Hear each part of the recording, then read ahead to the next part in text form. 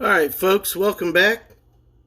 It's me, Mr. Hess, and the next thing I want to show you here is not a section in our textbook.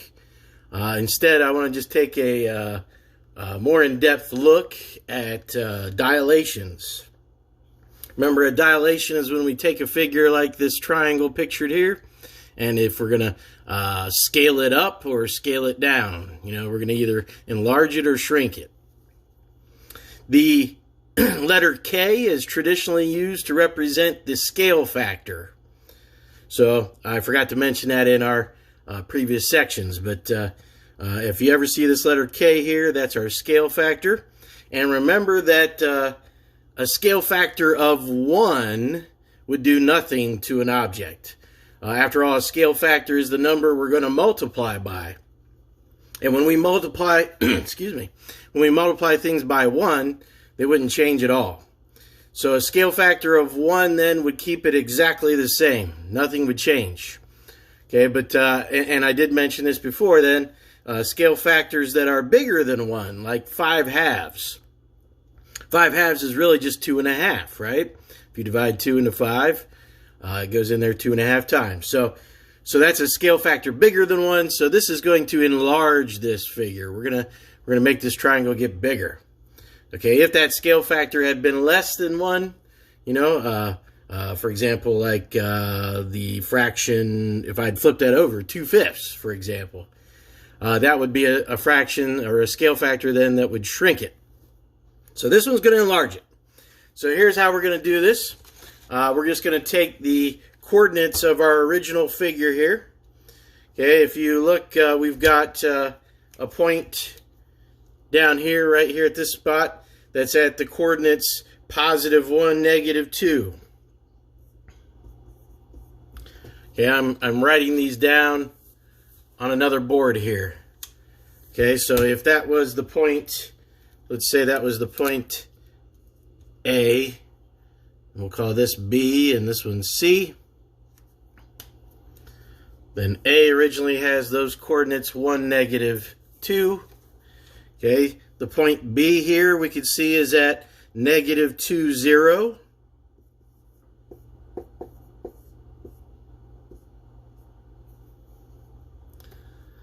And the point C here is at +2, +3.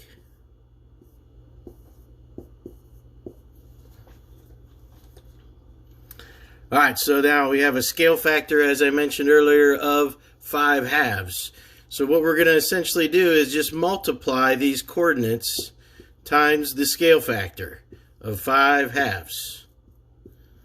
Okay, you could think of this a lot like the distributive property. We're going to take that 5 halves times each of the coordinates there, the x coordinate and the y coordinate. Okay, so 5 halves times 1, as you could see, would just be 5 halves. Okay, now 5 halves times -2. Okay, well, that works out conveniently because if I call this -2 over 1, for example, so I have a fraction here and a fraction there, the 2's, since they're diagonal like this, are going to cancel out on one another. 2 goes into 2 one time. So these are going to cancel. You'll just be left with a -1 up here. Okay, so I have -1 times 5 is -5. And then down here, I've just got 1 times 1. And -5 over 1 is just going to be -5.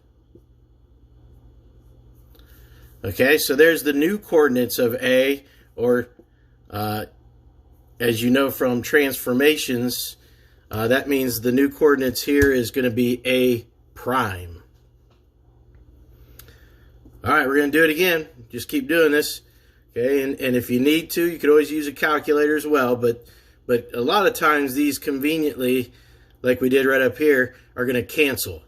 So again, we have the same issue. We're going to take this 5 halves times a -2 right there. Okay, we just did that back here. Remember, 5 halves times -2 is -5. So that's going to be a -5 in the front now for the x coordinate here. And then anything times 0 is 0. So that one now has the coordinates negative 5, 0 for the new point B, or B prime. Okay, we do it again. 5 halves times each of these. 5 halves times 2. Well, instead of being a negative 5 like we had here, negative times a positive was negative. Here it's just going to be a positive times a positive is positive. So it's still 5 like we had up here. It's positive because this one wasn't negative. Okay, we do the same thing here now. Take the 5 halves times the 3. I'm going to call that 3 over 1. But unfortunately, in this case, we do not have a lot of canceling that we could do here. The 2 and the 3 do not cancel. So it's just 3 times 5 across the top would be 15. 1 times 2 across the bottom is 2. So it's 15 halves for the y value of that one.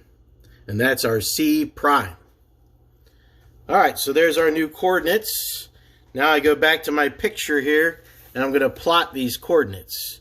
So my first one was 5 halves, negative 5. Now 5 halves is really just 2.5. So 2.5, negative 5. 2.5, negative 1, 2, 3, 4, 5. Notice how I'm putting it right in between the 2 and the 3 on the x value at 2.5. Okay, so that's the new A prime. Okay, B prime, the new B, is negative 5, 0. So that would be back over here. Negative 5, 0 is plotted right there. That's the new B, or B prime. Okay, and then finally the C. Remember, the C now has coordinates for C prime of 5 and half of 15, which is 7.5. So 5, 7.5.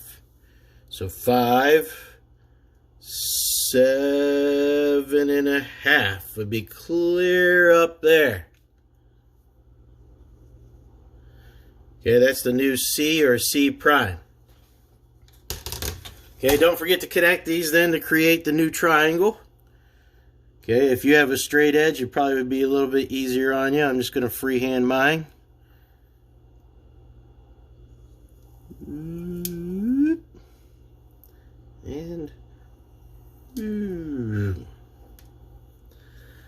okay, and then kind of a quick way that I kind of check myself to make sure I did it right. As we said earlier, these are dilations, so the original triangle is either going to be blown up or shrunk down.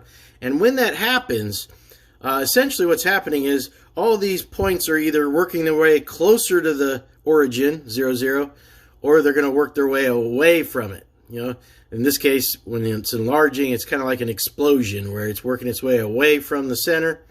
And when it does that, something that is a characteristic of any dilation is that whatever side you might look at on the figure, like BC here, the new BC, the B prime, C prime, should not only be longer, but it should also be parallel. So see how those two look like they run parallel with one another?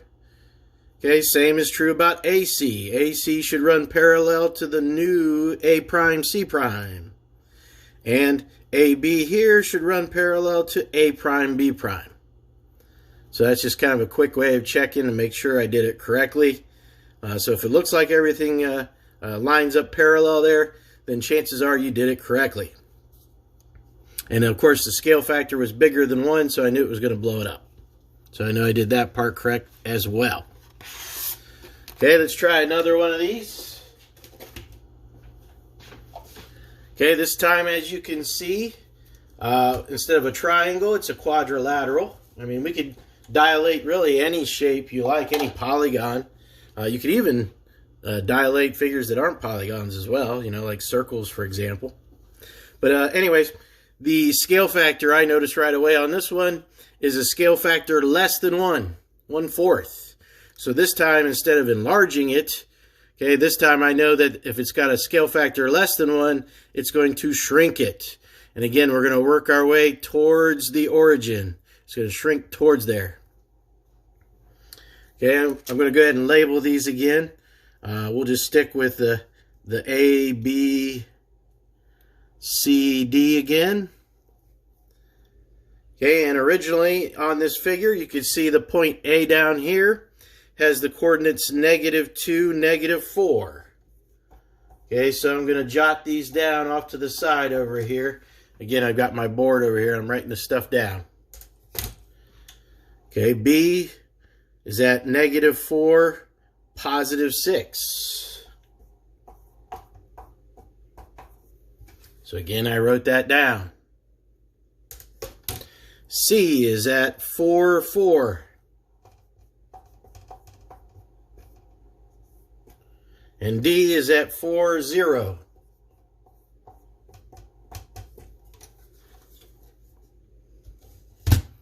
All right, so there you have it again. There's my coordinates of the original points.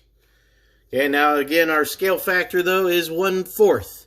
So that's what we're going to multiply both the x and y coordinates of all these points. We're going to cut them into 1/4 of their normal size. So we're going to take 1/4 of -2 and 1/4 of -4. You could call this -2 over 1. Okay, you may see that there's some canceling we could do there. The 2 goes into the 4. It goes into itself, of course, once, and it is a negative. It goes into here twice. Okay, and then when I go to multiply across on the tops, I'll have -1 times +1 is -1. And then 1 times 2 would be 2. So that gives me -1/2 so far for the x coordinate. Okay, and then we start all over again when we go to multiply times the -4. Okay, in this case, again, we're going to call that -4 over 1. In this case, though, the 4s are going to cancel each other out. So I'm going to be left with a 1 here and technically a -1 there. And then -1 times 1 is -1 divided by 1 times 1, or 1, is just -1. So there's the new coordinates of A prime. Okay, we do it again. Now, again, we can look back and see what we got for some of these previous answers to help us out here, because 1/4 of -4 we already did here. It was -1. So we already have that answer. 1/4 of 6, though, well, let's see what that gives us. I'm going to call this 6 over 1. I can cancel a 2 out of both of these. 2 goes into 6 3 times. 2 goes into 4 2 times. So 3 times 1 on top gives me 3. And 1 times 2 on bottom gives me 2. So that ends up being 3/2, or 1.5 is basically what that is. Okay, there's the coordinates of B prime. All right, now again, things should start to get a little quicker here. 1/4 of 4 should just be, yep, you guessed it, 1. Not -1 like up here where you had -4. This is a positive. And again, 1/4 of this 4 would also be 1. So C prime has the new coordinates 1, 1. And finally on D, 1/4 of 4 is 1. 1/4 of 0 is, 0 times anything is just going to be 0. So the new coordinates of D prime is at 1, 0. All right, so now that I got my coordinates, all I have to do now is go ahead and plot those onto our picture here. And it should, like I said, it should have this figure start to shrink down towards the origin.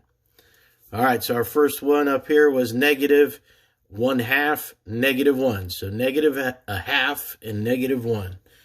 -1/2, -1 would land you right there. Notice it's right in between the 0 and -1 on the x values, but it's at a nice whole number of -1 for the y value. Next one was -1 and 3/2. 3/2 is really just 1/2 of 3, or 1.5. So -1, +1.5. -1, +1.5. Okay, so some of these, as you can see, are going to have half coordinates. Okay, but it's not that hard to plot those on a graph. C, our new C prime here, should be at 1, 1.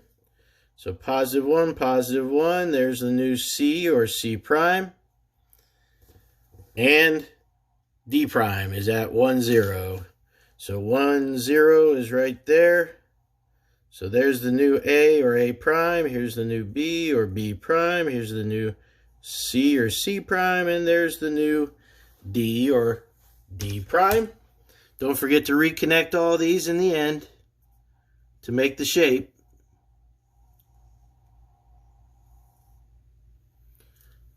Okay, got a little crooked there on my line, but you get the idea. And again, remember, as a quick check, not only did I know it had to shrink it, but remember, all of these should stay parallel. So AB and A prime, B prime, those should look like they run in the same slope. You know, and then this BC and B prime, C prime, and so on. This side and this side, that side and that side should all look like they run parallel if you do it correctly. Well, there you have it. That's an in-depth look at dilations. So go ahead then, for homework, give that worksheet a try that's titled Dilations. Okay? And if you have any questions, let me know.